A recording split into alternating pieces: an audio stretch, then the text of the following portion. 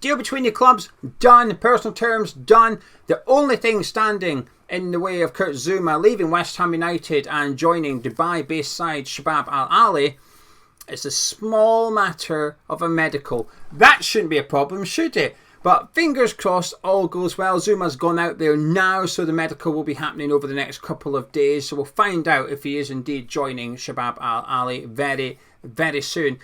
And I hope he gets his move. I think this is good business by West Ham. And I never thought I'd be saying a free transfer is good business. But in this case, I think it is. However, I thought that in mind. I thought, let's take a look at the players being linked to replace Kurt Zouma. Because interestingly, ex-West Ham employee has reported that Julen, Lopetegui and Tim Steidten are looking to bring in 2 centre-backs. Not just one as a direct replacement, they're wanting to bring in 2 centre-backs. And the reason I find this interesting is because that would obviously give us 5 senior centre-backs in addition to Mavropanos, Aguerd and Kilman.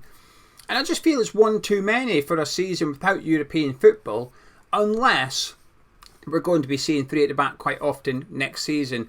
Lopetegui has used it frequently during friendlies, usually switching to it after starting a game with the back 4. Wolves fans have sort of warned us a little bit that if you want the best of Max Kilman, he's got to play in a back 3. Maybe that's what the plan is for Lopetegui, and this is just shaping the squad to do that. However, I remain unconvinced, but being flexible and having that flexibility is promising. I expect us to sign 1 centre-back. Maybe we'll sign 2, because we've had a bit of a spend up already this summer. We're still trying to sign a right-back, and we do need to get another centre-back in. We're receiving no transfer fee for Kurt Zouma, and yes, it's good. His wages are off the book, 4.5 million, 5.5 million reportedly we're getting rid of with Kurt Zouma going. But with the right back and the centre back coming in, that's going to hoover Kurt Zouma's wages up just like that. So we'll wait and see. I remain unconvinced we'll see 2 centre backs, but I want to discuss some of the names that are being linked to us, because funnily enough, in the last 24 hours, the reports have been that Tim Steidten has identified 2 centre-backs that he wants to bring in, but the club aren't telling anyone. Now that's good, I like it. Club keeping cards close to chest. So why is there a list of all these centre-backs come out? It's maybe a little bit of guesswork going on to some extent, but it's not stopped all the rumours flying around. And there's some new names on the list, and we're going to kick it off with one of Tim Steiden's former purchases, or a player that he's had a hand in scouting and bringing to Bayer Leverkusen. That's Piero Hincapié, the 22-year-old left-footed centre-back at Bayer Leverkusen. Now, the reports are today that he is open to leaving Leverkusen because he wants first-team football. He's a big part of the first-team squad at Leverkusen, but he's not always guaranteed to start every single game. However, I don't think he needs to leave for that. I think he should stay put at Leverkusen, because Jonathan Tah is expected to go and sign for Bayern Munich. Immediately, that just means Hincapié will pick up more minutes next season. They've just won the Bundesliga. They've got Champions League football. I think he's at a good club. I think he should stay put. And I've seen those rumours that he's open to move away. If he does go, I don't think it'll be a club without European football. I'm sort of personally ruling West Ham out of this one. It'll be a large transfer fee as well. He's not going to be cheap. Plus, he's left-footed. Maybe we will play at 3 at the back, but if he does come in, he's competing with Aguerd and Max Kilman. Yes, Kilman can play to the right of the centre-back, but why would you do that? Why would you bring in a left-sided centre-back and move Kilman over and make him weaker? You'd be better off just bringing in somebody to play on the right-hand side. So we've been linked to Hincapié. I'm just not believing this one. Fantastic player, just don't believe it. Now moving on to Diego Carlos, the Aston Villa centre-back, and there's another tie here, and this one is to Lopetegui. Obviously Lopetegui was a Sevilla manager whilst Diego Carlos was at Sevilla, both of them there when we played them in the Europa League and knocked them out of the Europa League as well. Now he's been left out of the last few Aston Villa pre-season friendly squads. He's just gone. He got sent off. I can't remember who against. He got sent off. And since then, he just hasn't featured for Aston Villa. A lot of Villa fans believe he's off. That's it. It's the exit door's there. Through you go. And Emery can be ruthless as well when it comes to signings or letting players leave. Diego Costa's on the chopping block at Villa Park by the sounds of it. Strongly linked to Fulham, though. Fulham are the ones that are being linked to him most. 31 years old now. I think he's okay. I think he's an okay centre-back. When he joined Aston Villa, I thought he'd be better than he has been. I've seen him have some good performances at Villa, but I think I've seen him play poorly sometimes as well. I don't think he'll be a great loss for them. And he will still retain a high transfer value. I can't recall what they paid, 25 million, roughly 30 million Aston Villa paid to get him in. He will still be worth a lot. He's 31, but that's young enough for centre-backs in this day and age. They're regularly playing to their mid-30s. He'd be a good signing for somebody. He'd be a good signing for us, I think. I'm just struggling to convince myself we're going to spend over 20 million on a centre-back, that's all. And I think you might have to do that to get Diego Carlos. Perhaps not, we'll wait and see. But Fulham are the front runners for this player at the minute. Now, moving on to the next one, which is Lacroix of Wolfsburg. Now, we don't have a link to him. He's not linked to Tim Steidten. He's not linked to Lopetegui either. 24-year-old centre-back. I really like him. I think he'd be a fantastic signing. But again, it just comes down to that. I think he'll go to Crystal Palace. He's got less than 1 year to go on his contract. He's not signing a new deal with Wolfsburg, so he's set to leave the Bundesliga. He may remain in the Bundesliga, but he's set to leave Wolfsburg this summer so they can cash in and get the money for him. Obviously, the former Wolfsburg manager, Oliver Glasner, now manager of Crystal Palace. Mark Gay is expected to go up to Newcastle United for 65 million, which, by the way, I think is a fantastic buy. I think Newcastle are getting a really good deal there. It's a lot of money, but I think he's an elite centre-back. That's good business by Newcastle. But if Crystal Palace can bring in Lacroix for around about 20 million, I think they're also getting some good business off the back of this. Now, interestingly, the French centre-back has admitted to having spoken to Glasner earlier on in the summer as well. So while we're being linked to him, and I hope we sign him, I think he'd be an excellent signing for us, I think he's going to end up at Selhurst Park. That's my prediction. You tuned into the West Ham Transfer Rumours Show, and I'm saying, don't believe it. He's going to Fulham. He's going to Crystal Palace. I don't make up the rumours. I just talk about them. The next one is interesting. Trevor Chalobah. We've discussed him on the channel quite a bit already. The update is Chelsea have now told him just to practically leave. So there have been rumours he wasn't going to be involved in Chelsea's squad this season, even though they left him out of the tour. I think they did. They may have took him eventually, but they certainly initially they left him out of the tour to America.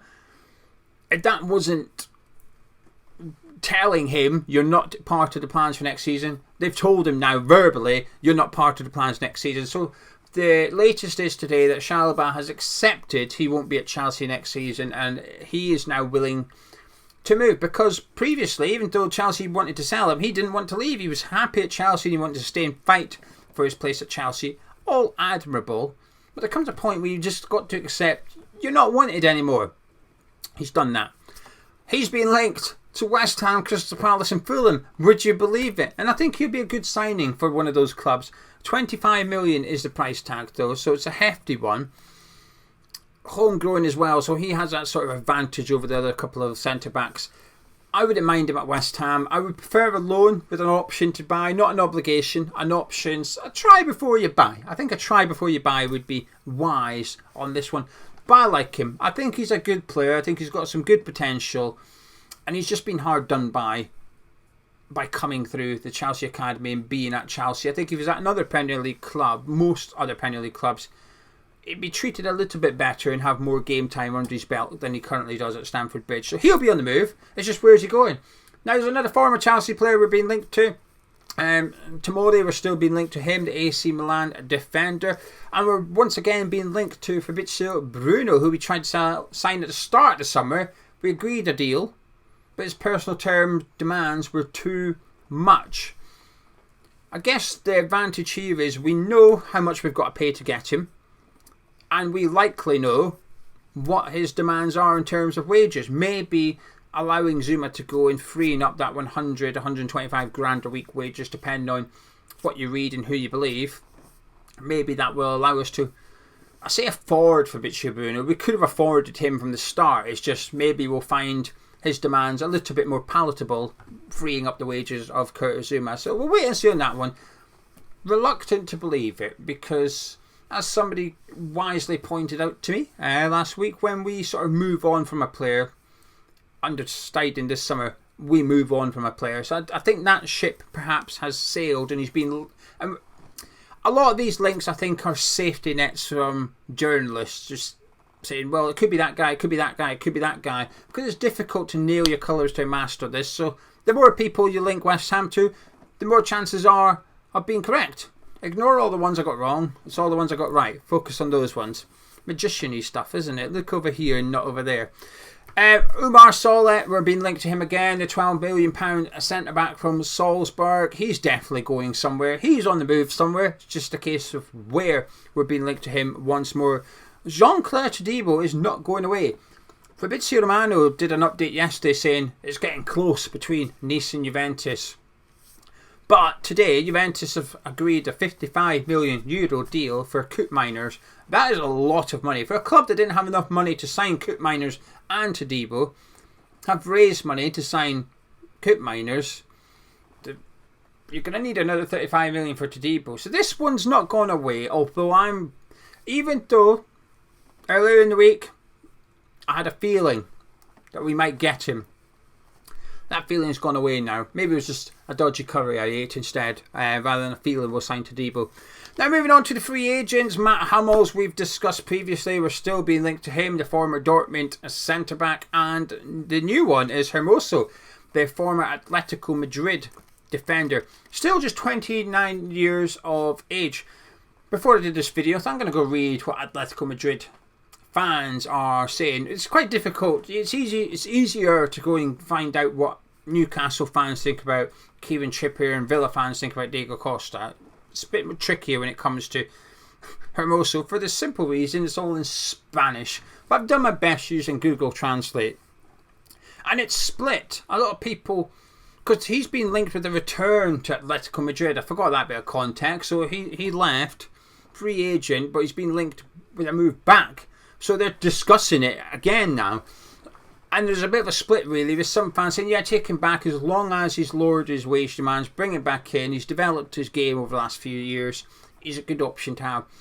But some feel that on the ball he's fantastic, but defensively has mistakes in him, and that's why they're not too keen on him returning to the club. And then there's others that say, no. He rejected his deal and left. Stuff him. He ain't welcome back here. You've got that stubborn patriotic bunch as well. I like it. You always get a group of them. I can be like that. I was like that with Mark Arnautovic when he handed in a transfer request. I was like, well, go on then, do one. You don't want to be here. There's the door. Then he signed a new contract, and then he left anyway. But we can all fit into that category. But that's the centre back. I've probably missed some, but that's the centre backs I've seen us linked to in the last 24 hours. 1, 2, 3, 4, 5, 6, 7, 8, 9, 10 centre backs I've got. Yet the club have targeted 2, and they're not going to tell anyone who they are. Either they played a blinder, there's someone that we don't know and we've not discussed, or the names are out there. Maybe it's one of each. We'll wait and see. But that's the latest in regards to who could replace Kurt Zouma, who's off to Dubai to potentially join Shabab Al-Ahli ahead of a free transfer. That's the latest West Ham news for you. If you enjoyed this video, please do drop a like on it by clicking thumbs up. Subscribe to Hammer's Chat, and I'll catch you tomorrow.